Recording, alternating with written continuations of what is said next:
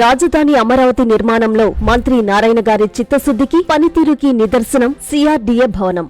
2024లో కూటమి అధికారంలోకి వచ్చే నాటికి అమరావతిలో ఎక్కడ చూసినా నీట మునిగిన పునాదులు, అర్ధాంతరంగా ఆగిపోయిన నిర్మాణాలు, ముళ్ల చెట్లు ఇవే కనిపించేవి. ఏడాదిన్నరలో తన మార్పు చూపించారు. మార్పుని కళ్ల ముందు సాక్షాత్కరించేలా చేశారు నారాయణ గారు. ఓవైపు అధికారుల కోసం సిద్ధం చేస్తున్న భవనాలు పూర్తి కావస్తున్నాయి. మరోవైపు కార్యాలయ భవనాల నిర్మాణం తుది దశకు చేరుకుంది. తాజాగా సిఆర్డీఏ భవనం ప్రారంభమైంది. రాజధాని కోసం జరిగిన భూ సమీకరణలో రైతుల్ని మెప్పించి ఒప్పించిన నారాయణ గారు నిర్మాణ పనుల్ని కూడా తనదైన శైలిలో సకాలంలో పూర్తయ్యేలా శ్రద్ధ తీసుకున్నారు. అమరావతి 2.0లో రాజధాని నిర్మాణాన్ని పరుగులు పెట్టిస్తున్నారు. రాజధాని నిర్మాణం 2014 నుంచి 2019 వరకు జరిగింది ఒక ఎత్తైతే ఇప్పుడు జరుగుతున్నది మరో ఎత్తు.